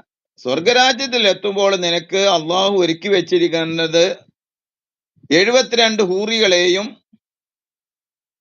മദ്യമൊഴുകുന്ന പുഴയും, ഇവിടെ ഒരു 5 സ്റ്റാർ ഹോട്ടലിൽ കിട്ടുന്ന എല്ലാവിധമായ, അല്ലെങ്കിൽ ഒരു വ്യഭിചാരശാലയിൽ കിട്ടുന്ന എല്ലാം തന്നെ എന്തൊക്കെ കിട്ടുന്ന സ്ത്രീകള് അവിടെ ചെന്നാല് അത് കിട്ടും. വ്യഭിചാരശാലയിൽ കിട്ടുന്നത് പോലെ മദ്യമൊഴുകുന്ന പുഴകൾ അവിടെ ഒരുക്കി. ഈ ലോകത്ത് മദ്യപിക്കാൻ പാടില്ല. മുഹമ്മദ് മദ്യപിച്ച് യുദ്ധം ചെയ്യാനായിട്ട് പോയി. യഹൂദ യുദ്ധത്തില് തന്റെ പല്ലെല്ലാം നഷ്ടപ്പെട്ടതായിട്ട് നമ്മൾ കാണുന്നുണ്ട്. പിന്നെ ഒരു സഹാബിയുമായി മുഹമ്മദിനെ കൊല്ലാൻ ശ്രമിച്ചപ്പോഴാണ് മദ്യം ഹറാമാക്കി മുഹമ്മദ് മാറ്റിയത്. ഒതുകൊടുക്കാൻ പോകുമ്പോഴും മദ്യം ഒഴിച്ചു തരാനായിട്ട് ആവശ്യപ്പെടുന്ന മുഹമ്മദ്. എന്നാൽ വിശുദ്ധ ബൈബിൾ എന്താ പറയുന്നത്? മദ്യപാനി സ്വർഗരാജ്യത്തിൽ പ്രവേശിക്കയില്ല എന്നാ പറയുന്നത്. മനസ്സിലായോ? മദ്യപാനി സ്വർഗരാജ്യത്തിൽ പ്രവേശിക്കത്തില്ല. അത്രമാത്രം ശക്തമായ ഒരു നിയമസംഹിത ക്രൈസ്തവർക്കുണ്ട്. എന്നാൽ അത്രമാത്രം ശക്തമായ ഒരു തത്വസംഹിത ഇസ്ലാമിനുണ്ടോ? ആണും പെണ്ണും കെട്ടല്ലാത്ത ഒരു ഗ്രന്ഥം. അത് ആണാണോ? അതുമല്ല. പെണ്ണാണോ? അതുമല്ല. അതിന്റെ ഇടയിലുള്ള ഒരു ചില കാര്യങ്ങൾ അവിടുന്ന് ഇവിടുന്നൊക്കെ കോപ്പി അടിച്ച് ഉണ്ടാക്കിയതായ ഒരു ഗ്രന്ഥം. അപ്പോ ഒതുകൊടുക്കാനായിട്ട് മദ്യം മുഹമ്മദ് ചോദിക്കുകയും അനുയായി ഒഴിച്ചു കൊടുക്കുകയും ചെയ്ത് മുഹമ്മദ് മദ്യപിച്ചതായിട്ടൊക്കെ പറയുന്നുണ്ട്. ശക്തമായ ഒരു സംഹിത അതിനകത്തില്ല. എന്നാ ബൈബിൾ എന്താ പറയുന്നത്? മദ്യപാനി സ്വർഗരാജ്യത്തിൽ പ്രവേശിക്കുകയില്ല എന്ന് വളരെ അക്കമിട്ടുകൊണ്ട് നിരത്തിയിട്ട് പറയാം. ഇത് എഴുതിയ പൗലോസിനെ അവർക്ക് കണ്ടുകൂടാ. പൗലോസിനോട് ഏറ്റവും വലിയ ദേഷ്യം മുസ്ലിങ്ങൾക്ക് പൗലോസിന്റെ ലേഖനങ്ങളാ. എന്തുകൊണ്ടാ പൗലോസിനോട് ഇത്ര ഭയങ്കര ദേഷ്യം ഉണ്ടാകാൻ കാരണം? പൗലോസ് വളരെ ശക്തമായി എഴുതി. ദൈവത്തിന്റെ കൽപ്പന വളരെ ശക്തമായിട്ട് പാലിച്ച ഒരു വ്യക്തിയായിരുന്നു അപ്പോസ്തലനായ പൗലോസ്. അപ്പോസ്തലന്റെ ജീവിതത്തിൽ തന്നെ നമുക്ക് കാണാനായിട്ട് സാധിക്കും. 10 കൽപ്പനയെ 10 കൽപ്പനയായും ദൈവത്തിന്റെ നിയമങ്ങളെ ദൈവത്തിന്റെ നിയമങ്ങളായും വ്യക്തമായി വേർതിരിച്ച് പഠിപ്പിച്ചിരുന്ന ഒരു വ്യക്തിയാണ് അപ്പോസ്തലനായ വിശുദ്ധ പൗലോസ്. എന്ന് ഹദീസും ഖുർആനും പഠിച്ചു കഴിഞ്ഞാൽ, വായിച്ചാൽ നമുക്ക് മനസ്സിലാക്കാനായിട്ട് സാധിക്കും. ജീവിത വിശുദ്ധി, വിവാഹം പോലും കഴിക്കാതെ, വിവാഹം കഴിച്ചിട്ടില്ല എന്ന് തോന്നുന്നത്, അഭിപ്രായ ഐക്യത്തിലല്ല എന്നുള്ളത്. അപ്പോൾ അങ്ങനെ വളരെ വിശുദ്ധിയോടെ ജീവിച്ച, ദൈവത്തെ സ്നേഹിച്ച, ദൈവത്തോട് ധാരാളമായി ചേർന്നിരുന്ന, ഓട്ടം തികച്ചു, വിശ്വാസം കാത്തു എന്ന് അവസാന കാലത്ത് പറയുവാൻ കഴിഞ്ഞ ഒരു വ്യക്തിയായിരുന്നു അപ്പോസ്തലനായ പൗലോസ് എന്ന് പറയുന്നത്. അപ്പോസ്തലനായ പൗലോസിന്റെ വാലിൽ കെട്ടാൻ പോലും മുഹമ്മദിന് യോഗ്യതയില്ല. മനസ്സിലായോ? അപ്പോസ്തലന്റെ പഠിപ്പിക്കലൊക്കെ നമ്മള് വിശുദ്ധ ബൈബിളിലെ നോക്കുമ്പോൾ നമുക്ക് വളരെ വ്യക്തമായിട്ട് തന്നെ അത് കാണാനായിട്ട് സാധിക്കും. പൗലോസ് വ്യഭിചരിക്കരുതെന്ന് പഠിപ്പിച്ചു. അത് കൽപ്പനയാ, ദൈവകൽപ്പനയാ. അത് വളരെ വ്യക്തമായിട്ട് തന്നെ ദൈവകൽപ്പനയിൽ അത് പറഞ്ഞിട്ടുണ്ട്. വ്യഭിചാരം ചെയ്യരുത് എന്ന് പറഞ്ഞിട്ടുണ്ട്. 1 കൊരിന്ത്യർ ലേഖനം 6-ാം അധ്യായം 15 മുതൽ 20 വരെയുള്ളതായ ഭാഗങ്ങൾ വായിക്കുമ്പോൾ വളരെ വ്യക്തമായി ശക്തമായിട്ട് പൗലോസ് അപ്പോസ്തലൻ വ്യഭിചാരത്തെ കുറിച്ച് രേഖപ്പെടുത്തിയതായിട്ട് നമ്മൾ കാണുന്നു. നിങ്ങളുടെ ശരീരങ്ങൾ ക്രിസ്തുവിന്റെ അവയവങ്ങളാകുന്നു എന്ന് അറിയുന്നില്ലയോ? ക്രിസ്തുവിന്റെ അവയവങ്ങളെ ഞാൻ എടുത്ത് വേശ്യയുടെ അവയവങ്ങളാക്കാമോ? ഒരു നാളും അരുത്. വ്യഭിചാരത്തെ വളരെയധികം ശക്തമായി എതിർത്ത ഒരു വ്യക്തിയാണ്. വേശ്യയോട് പറ്റിച്ചേരുന്നവനുമായി ഏക ശരീരമാകുന്നത് നിങ്ങൾ അറിയുന്നില്ലേ? ഇരുവരും ഒരു ദേഹമായി തീരുന്ന. വ്യഭിചാരിയോട് അല്ലെങ്കിൽ വേശ്യയോട് പറ്റിച്ചേരുന്ന ഒരു വ്യക്തി അവനോട് തെറ്റിച്ചേരുകയാണെന്ന് വളരെ വ്യക്തമായി അപ്പോസ്തലൻ പഠിപ്പിക്കുകയാണ്. കർത്താവിനോട് പറ്റിച്ചേരുന്നവനോ അവനുമായി ഏകാത്മാവാകുന്നു. വ്യഭിചാരിയോട് പറ്റിച്ചേരുമ്പോൾ ഒരു ദേഹമായി തീരുന്നു. നിങ്ങൾ പറഞ്ഞിട്ട് 18-ാമത്തെ വാക്യത്തിൽ പറയാം, ദുർനടപ്പ് വിട്ടുകൊടുക.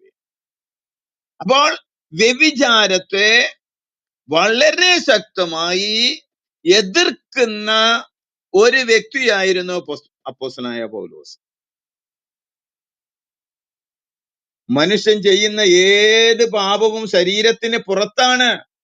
ദുർനടപ്പുകാരനോ സ്വന്തം ശരീരത്തിന് വിരോധമായി പാപം ചെയ്യുന്നു. 19, ദൈവത്തിന്റെ ദാനമായ നിങ്ങളിൽ ഇരിക്കുന്ന പരിശുദ്ധാത്മാവിന്റെ മന്ദിരമാണ് നിങ്ങള്.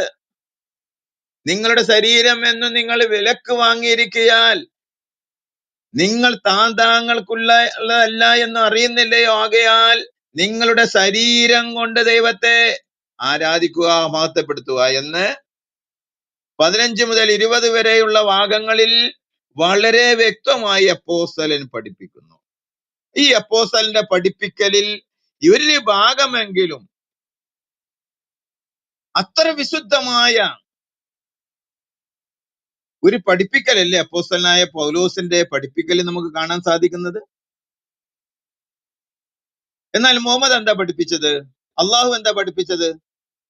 33:50 വളരെ വ്യക്തമായിട്ട് നമ്മൾ കാണുന്ന വ്യഭിചാരം എന്തെന്ന് അറിയാത്തതായ മുഹമ്മദ് വിവാഹം ചെയ്ത് അത് മാതൃക കാണിച്ചു കൊടുത്തു. എത്രയാ? 33:50 നമ്മൾ വായിച്ചാൽ എത്രണ്ണം കെട്ടിയെന്ന് വ്യക്തമല്ല. അവിടുന്ന് എങ്ങനെ വായിക്കുന്നത്? നീ വിവാഹമൂല്യം കൊടുത്തിട്ടുള്ളവരായ നിന്റെ ഭാര്യമാരെ നിനക്ക് നാം അനുവദിച്ചു തന്നിരിക്കുന്നു. അള്ളാഹു നിനക്ക് യുദ്ധത്തിൽ അധീനപ്പെടുത്തുന്ന കൂട്ടത്തിൽ നിന്റെ വലത് കൈ ഉടമപ്പെടുത്തിയ അടിമ സ്ത്രീകൾ, അടിമ സ്ത്രീകളെ കണക്കില്ലല്ലോ, യുദ്ധത്തിലെ ഭർത്താക്കന്മാരെയും മറ്റുള്ളവരെയും കൊന്ന് ഈ സ്ത്രീകളെല്ലാം അടിമകളാക്കി അവരുമായി ലൈംഗിക ബന്ധത്തിൽ ഏർപ്പെടുന്ന ഒരു മുഹമ്മദ്. യുദ്ധത്തിൽ അധീനപ്പെടുത്തുന്ന കൂട്ടത്തിൽ നിന്റെ വലത് കൈ ഉടമപ്പെടുത്തിയ അടിമ സ്ത്രീകളെ നിന്നോടൊപ്പം സ്വദേശം വിട്ടുപോന്നവരായ നിന്റെ പിതൃവ്യന്റെ പുത്രിമാർ, നോക്കണേ, നിന്റെ പിതൃ സഹോദരിമാരുടെ പുത്രിമാർ, നിന്റെ അമ്മാവന്റെ പുത്രിമാർ, നിന്റെ മാതൃ സഹോദരി പുത്രിമാർ എന്നിവരെയും നിനക്ക് വിവാഹം ചെയ്യാൻ അനുവദിച്ചിരിക്കുന്നു. സത്യവിശ്വാസിനിയായ ഒരു സ്ത്രീ സ്വദേഹം നബിക്ക് ദാനം ചെയ്യുന്ന പക്ഷം നബി അവളെ വിവാഹം കഴിക്കാൻ ഉദ്ദേശിക്കുന്നെങ്കിൽ അതും അനുവദിച്ചിരിക്കുന്നു. ഇത് വിശ്വാസികൾക്ക് കൂടാതെ നിനക്ക് മാത്രമുള്ള ഒരു നമ്പറാണ്. അള്ളാന്റെ ഒരു കരുണ നോക്കണേ, എത്ര ദയുള്ളവനായി അള്ളാഹു എന്ന് പറയുന്നത്. എത്ര പുകഴ്ത്തിയാലും മതി വരത്തില്ല. എത്ര കരുണയാണ് അറിയാം. വിശ്വാസികൾക്ക് കൊടുക്കാതെ തന്റെ പ്രവാചകന് മാത്രം ഒരുക്കി വെച്ച ഒരു അള്ളാഹു. ഇത് സത്യവിശ്വാസികളെ കൂടാതെ നിനക്ക് മാത്രം, അവരുടെ ഭാര്യമാരെയും അവരുടെ വലതുകൈ ഉടമപ്പെടുത്തിയവരുടെയും കാര്യത്തിൽ നിന്ന് നിയമമായി നിശ്ചയിച്ചിട്ടുള്ളതാണ്, നമുക്കറിയാം. നിനക്ക് യാതൊരു വിഷമം ഉണ്ടാകാതിരിക്കാനാ ഇതൊക്കെ ചെയ്യുന്നത്. എത്ര ദയുള്ളവനായി അള്ളാഹു എന്ന് ആലോചിച്ച് നോക്കെ. ഈ അള്ളാഹുവിനെ പിൻപറ്റുന്നവരെ ഭാഗ്യം ഒന്ന് നോക്കണേ. മുഹമ്മദിനെ അയ്യോ പറഞ്ഞറിയിക്കാൻ പറ്റുകയല്ലേ നമുക്കൊന്നും. അത്രയാ. പിന്നീട് പറയാം, അള്ളാഹു പൊറുക്കുന്നവനും കരുണാനിധിയുമാണ്. ജയലളിത ഇല്ല അവിടെ ആ കൂട്ടത്തില്, കരുണാനിധി മാത്രമേ ഉള്ളൂ. മുഹമ്മദിനെ പെണ്ണ് കൂട്ടി കൊടുക്കുന്ന കാര്യത്തിൽ വ്യഭിചരിക്കാൻ ഏർപ്പാട് ചെയ്യുന്ന കൂട്ടത്തിൽ അള്ളാഹിനെ പോലെ വൃത്തികെട്ടവൻ ലോകത്തിൽ വേറെ എവിടെയില്ല. മനസ്സിലായോ? ഇത്രയും വൃത്തികെട്ട ലോകത്തിൽ എവിടെയും നമുക്ക് കാണാൻ പറ്റുമോ? അപ്പോൾ ഇത് എന്തിനാണ് കെട്ടിപ്പടുത്തത്? വാസ്തവത്തില് മുഹമ്മദിനെ പെണ്ണ് പിടിക്കാൻ, അതിനെ കെട്ടിപ്പടുത്ത പിശാച് കൂട്ടുനിന്നതായ ഒരു മതമാണ്. അതുകൊണ്ടാണ് എന്ത് ചെയ്യുന്നത്? അപ്പോസ്തലനായ പൗലോസ് കർത്താവായ യേശുക്രിസ്തു പറഞ്ഞ ജഡികമായ ചിന്തയോടുകൂടെ ചിന്തിക്കുന്ന ഒരു സ്ത്രീയെ നോക്കുന്ന വ്യക്തി പോലും വ്യഭിചാരം ചെയ്തു എന്ന് യേശു കർത്താവ് പഠിപ്പിച്ചതിന് പിന്നാലെ അപ്പോസ്തലൻ വളരെ വ്യക്തമായി കർത്താവിന്റെ വാക്കുകളെ അതുപോലെ അരക്കിട്ട് ഉറപ്പിച്ച് ഇവിടെ എഴുതുകയാണ്. അപ്പൊ ഇങ്ങനെ എഴുതുമ്പോൾ ഈ അപ്പോസ്തലനായ പൗലോസിനെ മുസ്ലിങ്ങൾ എതിർക്കാതിരിക്കുവോ? അപ്പോസ്തലനായ പൗലോസ് വ്യഭിചരിക്കരുത് എന്ന് ദൈവാത്മാവിനാൽ വിശുദ്ധ ബൈബിളിൽ എഴുതിയപ്പോൾ മുഹമ്മദ് വ്യഭിചരിക്കാൻ ആയത്തിറക്കി.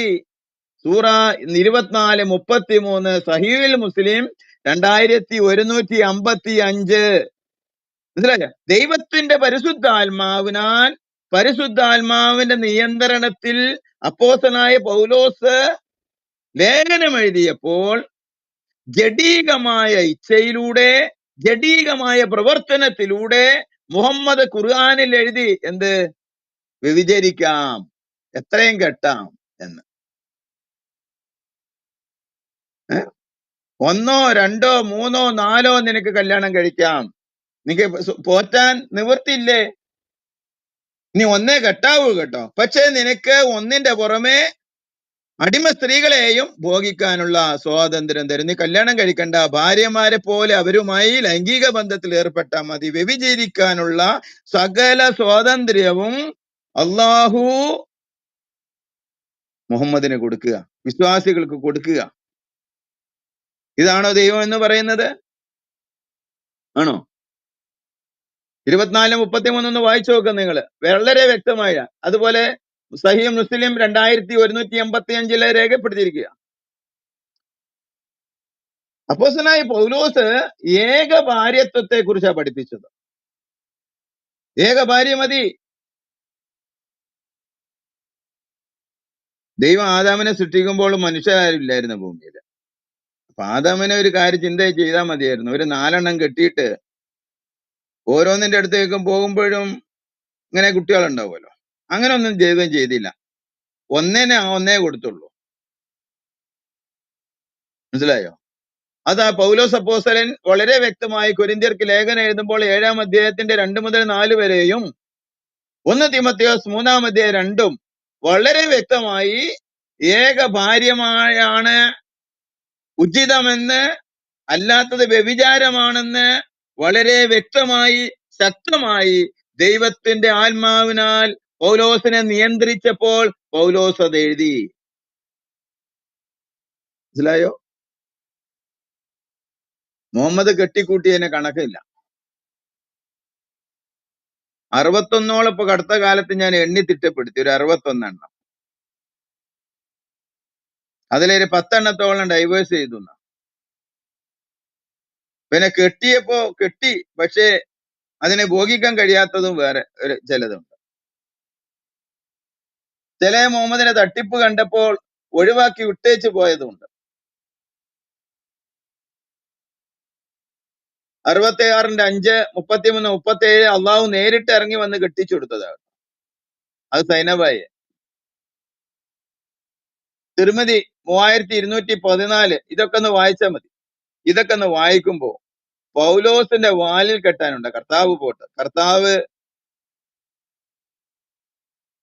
വിട്ടേക്ക്. പൗലോസിനെ പോലും, ഒരു വിശ്വാസിയെ പോലും അംഗീകരിക്കാനായിട്ട് ഇവർക്ക് കഴിയും. അത്രമാത്രം ക്രിസ്തീയ വിശ്വാസം എന്ന് പറയുന്നത് അനുഗ്രഹീതമാണ്. ഇത് മനസ്സിലാക്കുന്ന അനേകര് ഇസ്ലാം വിടുകയപ്പോ ചെറുപ്പക്കാരെല്ലാം വിട്ടുപോകുക. എന്തുകൊണ്ടാ വിട്ടുപോകുന്നത്? അവർക്ക് സത്യം മനസ്സിലായിക്കൊണ്ടിരിക്കുക, സത്യം അവർ അറിഞ്ഞുകൊണ്ടിരിക്കുക. അപ്പൊ അതുകൊണ്ടാണ് ഇസ്ലാം വിട്ടുപോകുന്നത്. രഹസ്യമായിട്ട് വിശ്വാസികളായി മാറി. ഞാൻ പറഞ്ഞല്ലോ പ്രാർത്ഥനാ ഗ്രൂപ്പില് കുറച്ചു മുമ്പ്, രഹസ്യമായി വിശ്വാസത്തിൽ വരുന്ന എത്രയോ വ്യക്തികളുണ്ട് ഇസ്ലാമിൽ നിന്ന് വിട്ടുപോരുന്ന എനിക്കറിയാവുന്ന. എന്നോട് അവർ പറയാറുണ്ട്, ബ്രദറെ ഞങ്ങളെ പേര് നീ വെളിപ്പെടുത്തരുത്, ഇസ്ലാം ദൈവികമല്ല എന്ന് അറിയുന്നത് കൊണ്ടാ ഞങ്ങൾ ഈ കർത്താവിന് എന്ത് ചെയ്യുന്നത്, അനുഗമിക്കുന്നത്. രഹസ്യ ക്രിസ്ത്യാനികളായി ഞങ്ങൾ എങ്ങാനും ക്രിസ്ത്യാനികളാണെന്ന് അറിഞ്ഞു കഴിഞ്ഞാൽ പിന്നെ ഞങ്ങളെ ഒന്ന് കളയും ബ്രദറെ എന്ന് പറയാറ്. ഞങ്ങൾക്ക് ഒരു ഗ്രൂപ്പുണ്ട്, ഒരു വാട്സപ്പ് ഗ്രൂപ്പ്. എക്സ് മുസ്ലിങ്ങൾ മാത്രമേ അതിനകത്തുള്ളൂ. ചിലരുടെ പേര് പോലും അതിനകത്ത് രേഖപ്പെടുത്തിയിട്ടില്ല. രേഖപ്പെടുത്താൻ അവർ അനുവദിക്കുന്നില്ലാത്തത് കൊണ്ട് ഞങ്ങളെ രേഖപ്പെടുത്തുന്നില്ല. അതിനകത്ത് പല വിഭാഗത്തിലുള്ളവരുണ്ട്. പെന്തക്കോസുകാരുണ്ട്, കാത്തലിക്സ് ഉണ്ട്, യാക്കോബക്കാരുണ്ട്, ഓർത്തഡോക്സുകാരുണ്ട്, പല വിഭാഗത്തിൽപ്പെട്ട ആൾക്കാർ അതിനകത്ത്. ഭയമാണ് അവരെ പുറത്താക്കാനൊക്കെ. എന്നെ സംബന്ധിച്ചുള്ളത് എനിക്ക് ഭയമല്ല. പരസ്യമായിട്ട് തന്നെ പറയുകയാണ്. ഇന്നലെ ഒരു TV ചാനലിൽ ഒരു ഇന്റർവ്യൂ ഉണ്ടായിരുന്നു എനിക്ക്. 3 എപ്പിസോഡായിട്ടാണ് അവരെടുത്തത്. അപ്പൊ അടുത്ത ദിവസം അത് പുറത്തു വരും. യൂട്യൂബ് ചാനലല്ല, ഒരു TV പ്രോഗ്രാമായിരുന്നു. അപ്പൊ എന്നെ സംബന്ധിച്ചിടത്തോളം എനിക്കൊരു ഭയമില്ല. ഇന്ന് മരിച്ചാലും നാളെ മരിച്ചാലും നിത്യയിൽ എത്തുന്നുള്ള പൂർണ്ണമായ ഉറപ്പുണ്ട്. അത്രമാത്രം കഷ്ടപ്പാടുകളും ദുഃഖങ്ങളൊക്കെ ഇതിനെ അനുഭവിച്ചിട്ടുണ്ട് വിശ്വാസത്തിൽ വന്നതിന്റെ ഫലമായി.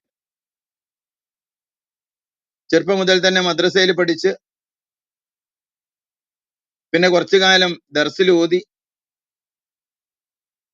പിന്നീടാണ് ഈ ക്രിസ്തീയ വിശ്വാസത്തിലേക്ക് കടന്നു വരാൻ ഇടയായപ്പോൾ ഏറ്റതായ പീഡനങ്ങൾ എന്നൊക്കെ പറഞ്ഞത് മർദ്ദനേറ്റൊക്കെ മൂത്രമൊക്കെ കഴിച്ചു പോവുകയായിരുന്നു, ബ്ലഡ്. അപ്പൊ പീഡനങ്ങളൊക്കെ എന്തൊക്കെയാണ് എങ്ങനെയൊക്കെയാണെന്ന് വളരെ അറിവുള്ളത് കൊണ്ടും ദൈവം ശക്തിപ്പെടുത്തുന്നതുകൊണ്ട് എനിക്ക് ജീവിക്കുന്നത് ക്രിസ്തുവാണെന്ന് പറയുവാൻ, ഇനി ഞാനല്ല ക്രിസ്തു എത്രയിൽ ജീവിക്കുന്നത് പറയാനായിട്ട് തമ്പുരാൻ ഓരോ ദിവസവും ബലപ്പെടുത്തിക്കൊണ്ടിരിക്കുക, കൃപ നൽകിക്കൊണ്ടിരിക്കുക, ശക്തി നൽകിക്കൊണ്ടിരിക്കുക. കർത്താവിനോട് പറഞ്ഞിട്ടുണ്ട്, എന്നോട് തന്നെ പറഞ്ഞിട്ടുണ്ട്, ഞാൻ നിന്നോട് കൂടെയുണ്ട്, നീ ഭയപ്പെടേണ്ട. അപ്പോ പൗലോസിനെ എതിർക്കാനുള്ള കാരണം, പൗലോസ് സത്യം ദൈവാത്മാവിനാൽ വെളിപ്പെടുത്തി, ദൈവാത്മാവുള്ള ഓരോ വ്യക്തികളും ഇത് പഠിച്ച് അനേക മുസ്ലിങ്ങൾക്ക് അത് വെളിപ്പെടുത്തി കൊടുക്കുവാൻ അവർ ബാധ്യസ്ഥരാണ്. അപ്പൊ അതുകൊണ്ട് സത്യം വെളിപ്പെടുത്തി അനേകരോട് സുവിശേഷം പറയാൻ നമ്മൾക്ക് അവസരം ഉണ്ടാകട്ടെ. അതിനായിട്ട് നമുക്ക് ഒരുമിച്ച് പ്രാർത്ഥിക്കാം. തമ്പുരാന്റെ കൃപ ധാരാളമായി ഈ 2024 സത്യസുവിശേഷം പ്രസംഗിക്കുവാൻ അപ്പോസ്തലൻ പൗലോസ് പറഞ്ഞു, ഞാൻ കടക്കാരനാകും. സുവിശേഷം അറിയിക്കുന്നില്ലെങ്കിൽ അയ്യോ എനിക്ക് കഷ്ടം. അന്ധകാരത്തിൽ നിന്ന് അത്ഭുത പ്രകാശത്തിലേക്ക് വിളിച്ചു എന്നുള്ള വിശ്വാസമുള്ള ഓരോ ദൈവമക്കളും, അതിൽ സഭാവ്യത്യാസമില്ലാതെ യേശുവിനെ രക്ഷകനായി കർത്താവായി സ്വീകരിച്ച ഓരോ വ്യക്തികളും നിങ്ങൾക്ക് കിട്ടിയ കൃപയനുസരിച്ച് വിശേഷം പ്രസംഗിക്കുവാൻ, ഷെയർ ചെയ്യുവാൻ, അത് പ്രചരിപ്പിക്കാൻ നിങ്ങൾക്ക് ഇടയാട്ടെ എന്ന് പ്രാർത്ഥിച്ച് അവസാനിപ്പിക്കുന്ന. നിങ്ങൾക്ക് എന്തെങ്കിലും ഇതിനെക്കുറിച്ച്, ഞാൻ പറഞ്ഞതിനെ കുറിച്ച് സംശയം ഉണ്ടെങ്കിൽ മേലോട്ട് കയറി വരാം. നിങ്ങളെ സംശയങ്ങളെ ദൂരീകരിക്കാം. അതിനായി തമ്പുരാൻ വഴി തുറക്കട്ടെ. ആമേൻ. ആമേൻ ആമേൻ. നന്ദി അലിപ്പാസ്, വളരെ നന്ദി. കത്തോലിക്ക ബ്രദറെ, സോൾജായ ബ്രദറെ, എല്ലാവർക്കും കർത്താവായ യേശു ക്രിസ്തുവിന്റെ നാമത്തിൽ സ്നേഹവന്ദനം. Praise lord. പറഞ്ഞോളൂ കത്തോലിക്ക ബ്രദറെ, praise the lord, praise the lord. സംസാരിച്ചോളൂ. എല്ലാവർക്കും ഒരിക്കൽ കൂടി ഈ പുതുവർഷത്തിന്റെ എല്ലാ നന്മകളും ആശംസിക്കുന്നു. കർത്താവ് നമുക്ക് ദാനമായി നൽകിയ എല്ലാ നന്മകളെയും ഓർത്ത് നന്ദി പറയുന്നു. അവിടത്തേക്ക് സ്തോത്രം ചെയ്യുന്നു. നിങ്ങളുടെ ഓരോരുത്തരുടെയും പേരിൽ ദൈവത്തിന് ഒരിക്കൽ കൂടി നന്ദി പറയുന്നു. ഞാനവിടെ കയറി വന്നിട്ട് അധികം നേരമല്ല, അലി പാസ്റ്റർ പറഞ്ഞ കാര്യങ്ങൾ ഞാൻ കേട്ടു. അപ്പൊ എൻ്റെ ചോദ്യം, പൊതുവായിട്ട് ഒരു ചോദ്യം അലി പാസ്റ്ററോട് ചോദിക്കുകയാണ്. ഈ ഖുറാന്റെ 21:107 ഒരു വാക്യം പറയുന്നുണ്ട്, ലോകർക്ക് കാരുണ്യമായിക്കൊണ്ടല്ലാതെ മുഹമ്മദിനെ അള്ളാഹു അയച്ചിട്ടില്ല.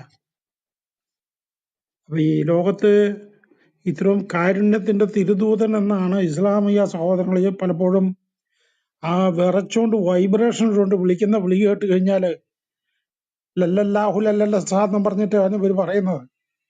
അപ്പൊ ഈ ലോകരോട് ഈ അള്ളാഹു മുഹമ്മദിലൂടെ കാണിച്ച കാരുണ്യം എന്താണ്?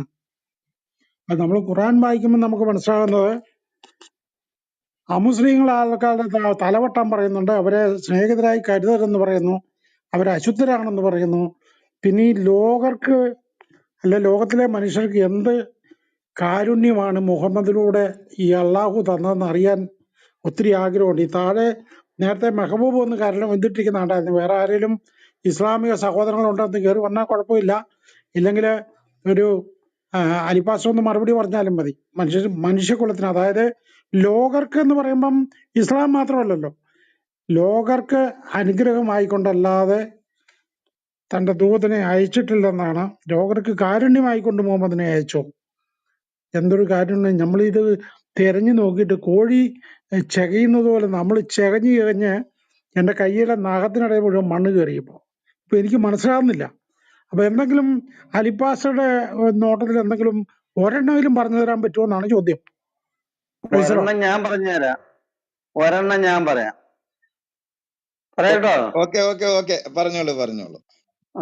അല്ലല്ല, ഞാൻ പറയുന്നത് അങ്ങനെയുള്ളതല്ല, നിങ്ങൾ പറയുന്നത് പോലെ അല്ല. 1000 പേരുടെ തല എരിയുന്നത് തന്നെ കാരുണ്യമാണ്.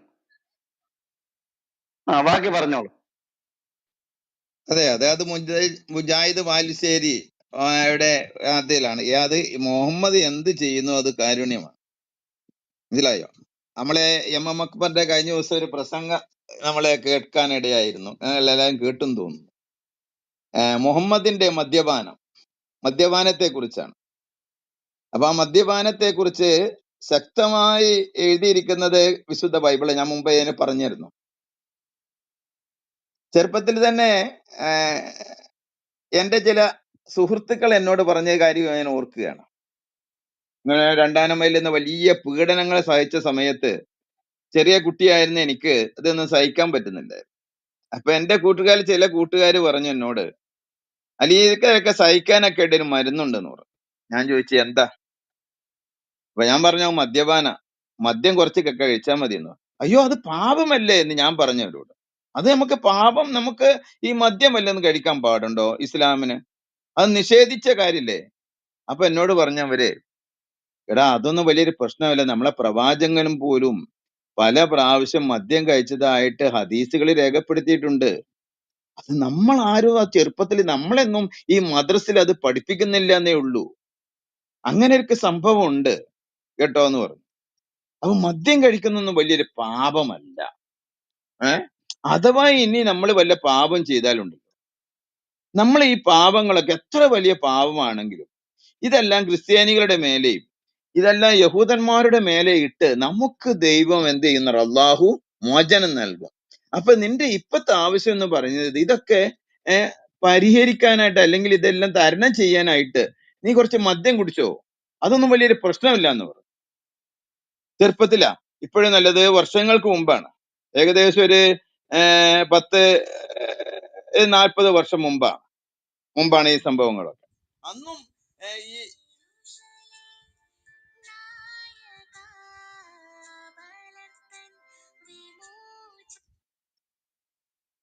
അവർക്ക് അന്ന് തന്നെ ഇങ്ങനെയുള്ളതായ വ്യക്തികൾക്ക് ഈ മദ്യപാനത്തെ കുറിച്ചൊക്കെ വളരെ വ്യക്തമായിട്ട് അറിയാമായിരുന്നു. ചില ബിരുദന്മാരുണ്ടല്ലോ, അതൊന്നും നമ്മളിതൊന്നും അന്നൊന്നും കേട്ടിട്ടില്ല. എന്നാൽ ഇന്ന് എന്റെ ചില കൂട്ടുകാര് ഈ ബിരുദന്മാർ അവർ ഇതൊക്കെ തഴിഞ്ഞെടുത്ത് തന്നെ കാര്യങ്ങളൊക്കെ പറഞ്ഞു. അവരും കുറച്ചൊക്കെ മദ്യപിക്കുന്ന ആൾക്കാരായിരുന്നു. എന്റെ അന്നത്തെ കൂട്ടുകാരൊക്കെ രഹസ്യമായി അവർ മദ്യപിക്കും, കാര്യങ്ങളൊക്കെ ചെയ്യും അവര്. അപ്പൊ എന്നോട് പറഞ്ഞത് വലിയൊരു പാവമല്ല. ഇതിപ്പോ കുറച്ചു ദിവസം മുമ്പ് നമ്മളുടെ എം അക്ബർ അതിനെ കുറിച്ച് ഇങ്ങനെ പ്രസംഗിക്കുന്നത് കേട്ടു. മുഹമ്മദിനെ മദ്യപാനത്തെ കുറിച്ച് വളരെ വ്യക്തമായിട്ട് തന്നെ മുഹമ്മദ് അതിനെ എന്ത് ചെയ്തിട്ടുണ്ട് പറയുന്നതായിട്ട് നമുക്ക് കേൾക്കാം. മുഹമ്മദ് മദ്യപിച്ചിരുന്നു. അപ്പൊ അതാണ് ശരി. മുഹമ്മദ് എന്ത് ചെയ്തു? വ്യഭിചരിച്ചോ? അതാണ് ശരി. മുഹമ്മദ് പെണ്ണ് പിടിച്ചോ? അതാണ് ശരി. മുഹമ്മദ് ഒരു സ്ത്രീയെ ബലാത്സംഗം ചെയ്തോ? അതാണ് ശരി. മുഹമ്മദ് എന്തെല്ലാം ചെയ്തു? അതാണ് ശരി. അതാണ് കാരുണ്യവാനായ ദൈവം ഇവരോടൊക്കെ ദയ കാണിച്ച് ഇതിന്റെ മുമ്പിൽ പ്രവർത്തിച്ചത് എന്താണെന്ന് ചോദിച്ചാൽ അതാണ്. മുഹമ്മദ് എന്ത് പറഞ്ഞു, എന്ത് ചെയ്തു, അതൊക്കെ ശരിയാണ്. മനസ്സിലായോ? റോട്ടിലൂടെ ഒരു പെണ്ണ് പോയപ്പോൾ സുന എഴുന്നേൽപ്പിച്ച് ഭാര്യയുടെ അടുത്തേക്ക് ഓടിപ്പോയത് അത് ശരിയാണ്. കാരണം മുഹമ്മദ് ചെയ്തത് കൊണ്ട് ശരിയാണ്.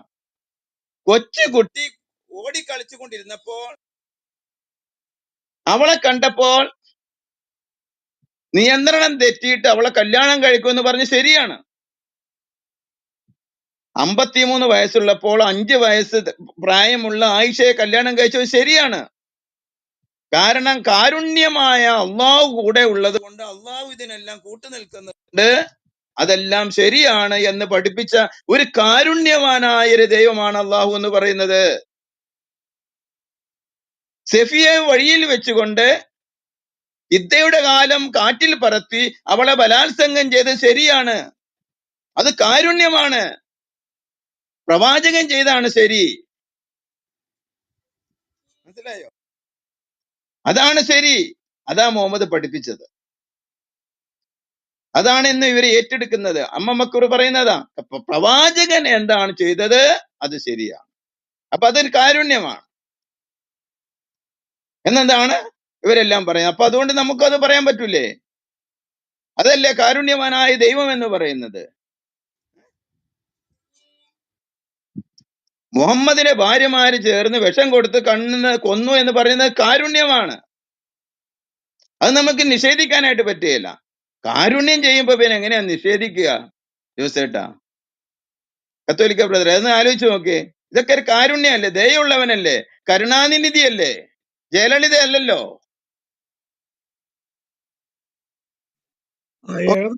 ഏകദേശം മനസ്സിലാകാൻ തുടങ്ങി. ഞങ്ങള് പഠിച്ചുകൊണ്ടിരിക്കുകയാണല്ലോ. ജൂനിയർ ലെക്ചറർമാരാണെങ്കിലും നമ്മളിപ്പോഴും പഠിച്ചുകൊണ്ടിരിക്കുകയല്ലേ. അപ്പോ ഞങ്ങളിങ്ങനെ പഠിച്ച് നമ്മള് മുന്നേറുകയാണ്. അപ്പൊ നമ്മുടെ മുഹമ്മദിലുള്ള കാര്യങ്ങളെല്ലാം കൂടുതൽ ഞങ്ങള് സത്യത്തോടെ അവതരിച്ചത് എവിടുന്നാന്നും വക്രതയില്ലാത്ത പുസ്തകമാണെന്നും ഒക്കെ പറയുന്നുണ്ടല്ലോ. അപ്പൊ അതെല്ലാം ഞങ്ങളിങ്ങനെ വലിയ ആവേശത്തോടെ പഠിച്ചുകൊണ്ടിരിക്കുക. അപ്പൊ ഇന്നലെ വേറൊരു ഗ്രൂപ്പിൽ ഞങ്ങൾ സംസാരിക്കുമ്പോൾ അവിടെ ഒരു ഗ്രൂപ്പിൽ വന്നൊരു ഇസ്ലാമിക സഹോദരൻ പറയുകയാണ്, വിശുദ്ധ ബൈബിളിൽ യോഹന്നാന്റെ സുവിശേഷത്തിൽ പറയുന്ന പരിശുദ്ധാത്മാവ് മുഹമ്മദ് ആണെന്ന് ഒത്തിരി തെളിവുണ്ട്. കാരണം അവൻ പാപത്തെക്കുറിച്ച് ബോധ്യം വരുത്തുമെന്ന് അവിടെ ഒരു വാക്യമുണ്ട്. പക്ഷെ അത് ഇസ്ലാമിക സഹോദരൻ പറഞ്ഞപ്പോഴാണ് എൻ്റെ ഉള്ളിലൊരു മിന്നാമിനിങ്ങിന്റെ നുറുങ്ങുവട്ടം പെട്ടെന്ന് എൻ്റെ തലയിലൊന്ന് വീശി. അതായത് ഈ പാപം എന്താണെന്ന് യഥാർത്ഥത്തിൽ കാണിച്ചു തന്നത് മുഹമ്മദാണ്. അതിനു മുമ്പ് ഇത്രയും വലിയ പാപിയായ മനുഷ്യൻ ലോകത്തിൽ ഒരിടത്ത്, ലോകത്തിൽ എവിടെ ചിന്തിച്ചാലും ഏതൊരു മനുഷ്യരെയും നോക്കിയാലും ഇത്രയും പാപിയായ പാപം ചെയ്തു കൂട്ടിയ പാപം എന്നുള്ള നീചത്വം എന്ന് പറഞ്ഞു കഴിഞ്ഞാൽ ഒരു മനുഷ്യനെ സങ്കല്പിക്കാൻ പോലും കഴിയാത്ത തരത്തിലുള്ള ക്രൂരതകളും അനാശാസ പ്രവർത്തനങ്ങളും ദുഷ്പ്രവർത്തികളും ചെയ്ത ഒരു മനുഷ്യൻ. അപ്പൊ അത് പാപത്തെക്കുറിച്ച് ബോധ്യം വരുത്താനാണെന്നുള്ളത് ഞങ്ങൾക്ക് മനസ്സിലായി. കാരണം എന്താ വെച്ച് കഴിഞ്ഞാൽ മുഹമ്മദിനെ പറ്റി പഠിച്ചാൽ മതി, പാപം എന്താണെന്ന് അറിയണമല്ലോ. പാപത്തിന് കയ്യും കാലും വെച്ചതാൽ അതെങ്ങനെ ഇരിക്കും എന്നുള്ളത് ഞങ്ങൾക്കറിയാം, അത് മനസ്സിലായി. അപ്പൊ ഈ പുറകെ നടന്ന് ഈ ചില ആൾക്കാരുടെ സിൽബന്തികൾ എന്ന് പറയുന്നത്, ഇത് മലയാളം ഡിക്ഷണറിയിൽ ഉണ്ടോന്ന് എനിക്ക് അറിയത്തില്ല ഈ വാക്ക്. ഇത് നമ്മുടെ ഒരു നാടൻ പ്രയോഗമാണ്, സിൽബന്തികൾ. ചില ആൾക്കാരൊക്കെ ഈ രാഷ്ട്രീയ നേതാക്കന്മാരൊക്കെ ചില സിൽബന്തികളുണ്ട്. അത് അയാൾ പറയുന്നതല്ല ഏറ്റു പറയുക, അതന്നെ നമ്മളും പറയുന്നതെന്നും പറഞ്ഞ് ഇപ്പൊ ആദ്യകാലത്ത് ഇവിടെ ഈ ഞാനൊക്കെ താമസിക്കുന്ന സ്ഥലത്തെ ആദിവാസികൾക്ക് ഈ അക്ഷരങ്ങൾ വഴങ്ങുകയല്ല നാവില്. ഇപ്പൊ ഇങ്ങനെ മുദ്രാവാക്യം വിളിക്കുന്ന സമയത്ത് അവർക്ക് ഇത് ഏറ്റു പറയാൻ കിട്ടാത്തത് കൊണ്ട് അവര് പറയും അകന്നെ ഞമ്മളും പറയുന്നു എന്ന് പറഞ്ഞ പോലെയാണ് ഈ സിൽബന്തികളുടെ പണി. അതാണ് അള്ളാഹയുടെ റോള്. അലിഭാഷ, ഞാനൊരു കോളുണ്ട്, ഞാനൊരു 5 മിനിറ്റ് കഴിഞ്ഞ് കയറിക്കോളാവേ. Okay, praise Lord.